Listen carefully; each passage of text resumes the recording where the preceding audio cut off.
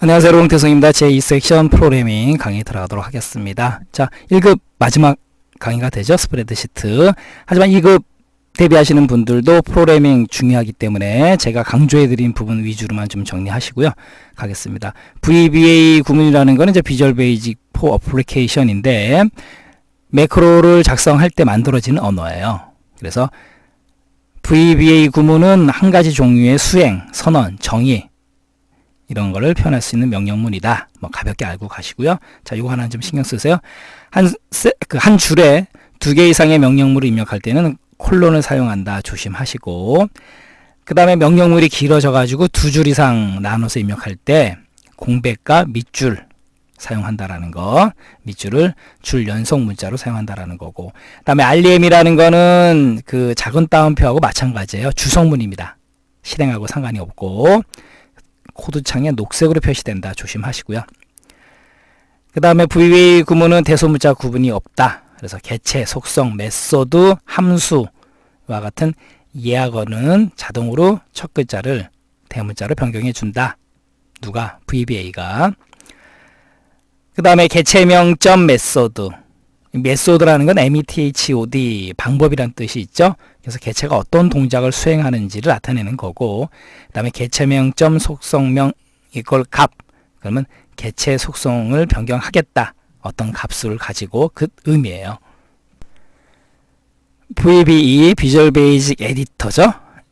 에디터는 매크로라든가 VBA 프로그램을 새로 작성하거나 편집할 수 있는 환경을 제공하는 에디터, 편집기다라는 거고, 그래서 VB를 사용해 가지고 기록한 매크로를 편집하거나 또 매크로를 작성할 수도 있어요. 그래서 VBE 실행 방법은 개발 도구 탭의 코드 그룹에 비주얼 베이직을 클릭한다라는 거죠. 바로 가기 키는 Alt 플러스 F11 또 나왔죠. 그 다음에 개발 도구 탭의 코드 그룹에서 매크로의 편집을 클릭해도 되는 거고, 그 다음에 시트 탭의 바로 가기 메뉴에서 코드 보기를 클릭해도 돼요. 그 다음에 매크로 실행을 설정한 개체의 바로가기 메뉴에서 매크로 지정을 실행한 다음 편집을 클릭해도 된다는 거죠. 그 다음에 컨트롤 플러스 스페이스바를 누르게 되면 사용할 수 있는 개체, 메소드, 속성 목록이 나타나요. 바로 지금 여기를 얘기하는 거죠. 그래서 컨트롤 플러스 스페이스바 맞다 틀리다 좀 조심하시고요. 개체명을 입력한 다음에 이제 점을 입력하게 되면 사용할 수 있는 메소드, 그 다음에 속성 목록이 자동으로 나타난다는 거죠. 그 다음에 사용할 메소드 속성 선택하고 나서 탭이나 엔터키를 누르면 된다는 거죠. 바로 이 부분. 비주얼 베이직 에디터 화면 구성 가겠습니다. 이 부분이 이제 프로젝트 탐색창이고요. 여기는요, 코드 창이에요. 프로그래밍 한계에 코드가 나타나는 부분이고, 그 다음에 여기는 속성 창이고, 그 다음에 이 부분은 직접 실행 창이에요. 그래서 프로젝트 탐색, 그 다음에 속성, 중요한 건 이 코드 창에 비주얼 베이직 언어로 코드로 들어가 있다. 우리가 프로그램 짜게 되면 이 부분에 들어간다라는 거예요. 그 다음에 직접 실행 같은 경우는 컨트롤 플러스 G 바로 가기 키도 좀 신경 쓰시고요. 직접 실행은 말 그대로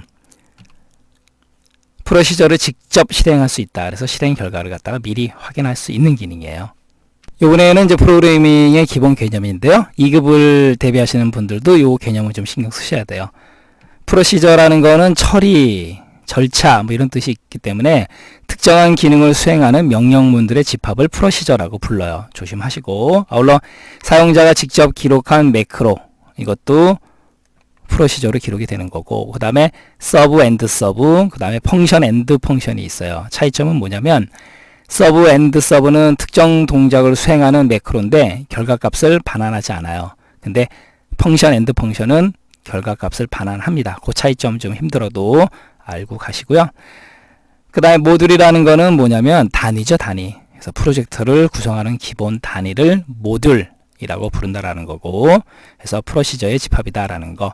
그 다음에 개체, 뭐 통합 문서라든가 셀, 차트, 폼 이런 게 하나 다 개체죠. 그 다음에 속성은 소호로 갖고 있는 성질, 개체가 갖고 있는 고유한 성질을 의미한다는 거. 그래서 개체명점 속성명 이꼴 값, 이 형식으로 표현한다. 예를 들어서 active cell.value는 1, 2, 3 그러면 활성 셀 거기다가 1, 2, 3을 넣어라 이런 뜻이에요. 메소드 METHOD 방법이라는 뜻이 있거든요. 사전적인 의미가. 그래서 개체가 수행 가능한 동작을 의미한다라는 거. 그래서 개체명 점 메소드 이렇게 나타내요. 그래서 range 가로 열고 땡땡이 A1 땡땡이 점 select 그러면 A1 셀을 선택하라 이런 뜻이에요. 그 다음에 이벤트 마우스를 가지고 클릭한다 이런 것들 그게 바로 이벤트예요. 클릭 같은 사건이나 조작을 의미한다. 그래서 개체명 밑줄 이벤트 그래서 폼 밑줄 클릭 그러면 폼을 클릭했을 때 이걸 의미하는 거예요. 이벤트. 자, 컬렉션은 집합이죠.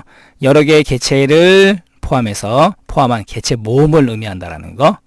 그래서 숫자나 이름을 사용해서 컬렉션 안에 항목을 구분한다라는 거고 개체 이름에 s를 붙인다 라는 거 조심하시고요. 프로시저를 호출하는 방법은 시험 문제 나온 적이 있으니까 조심하시고요. 프로시저에서 다른 프로시저를 불러드리는 건데 어떻게 사용하냐면 프로시저명 그 다음에 한 칸 띄고 인수값 1, 콤마 인수값 2 이렇게 주면 돼요.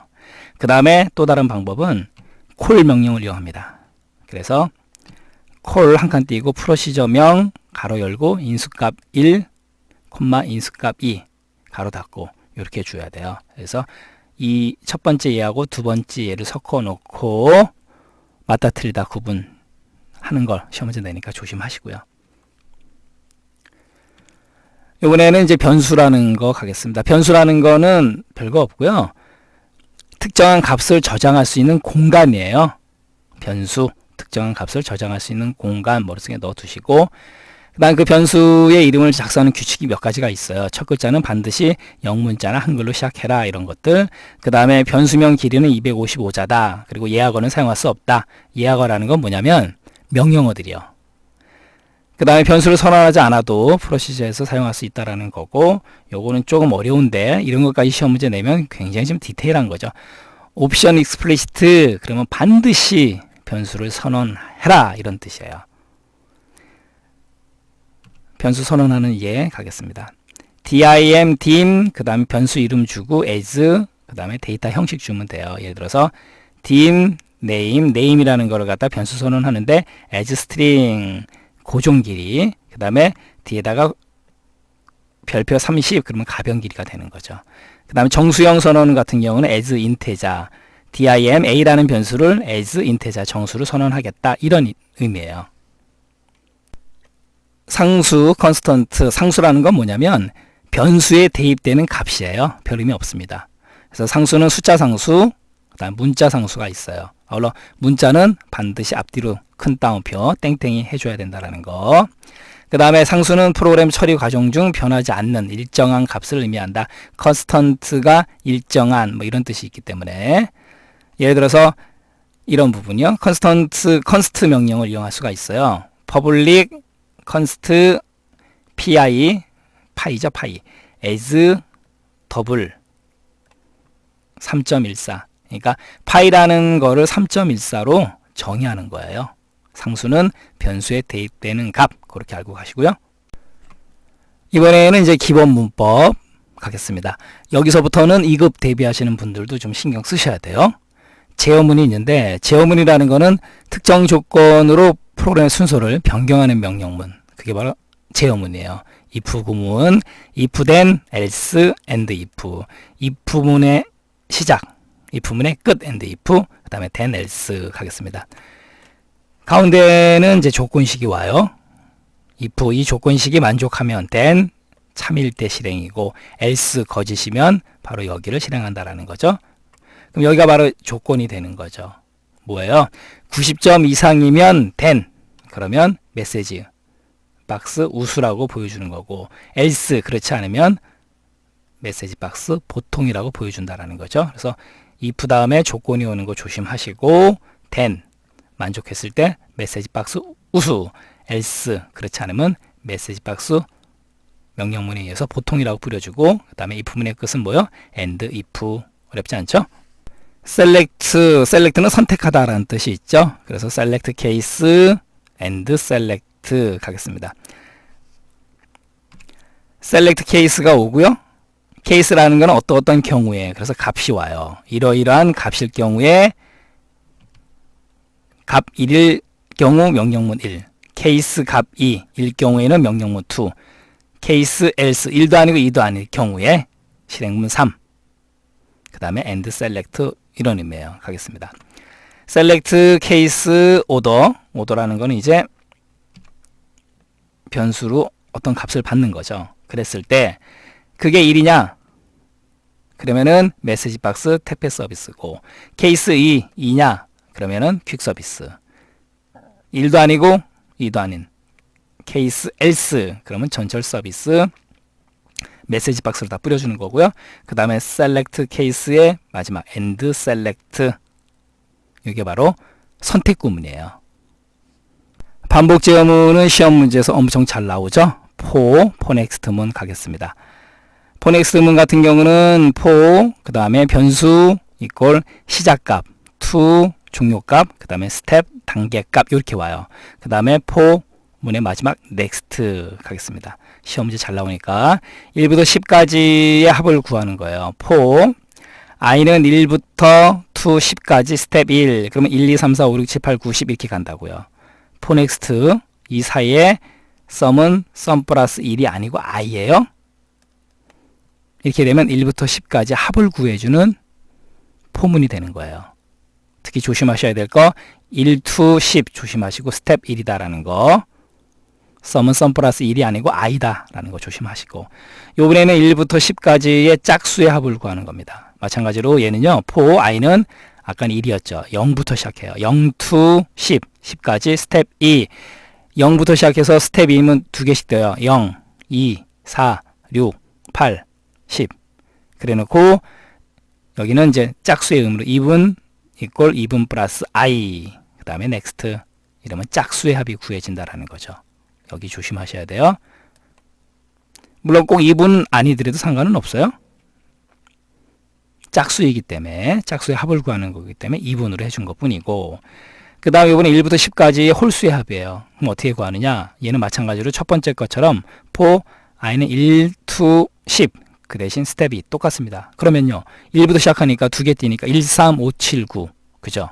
그래 놓고 마찬가지로 odd, add는 add 더하기 i 1이 아니에요. 조심하시고, 그 다음에 포문의 마지막 next, 바로 이 부분. 그래서 1부터 10까지 합 1 to 10 스텝 1, 그 다음에 1부터 10까지 짝수의 합은 0, 10, 그 다음에 스텝 2, 그 다음에 1부터 10까지 홀수의 합은 1, 10, 스텝 2. 됐죠? 그것만 머릿속에 쏙 넣어두시면 돼요.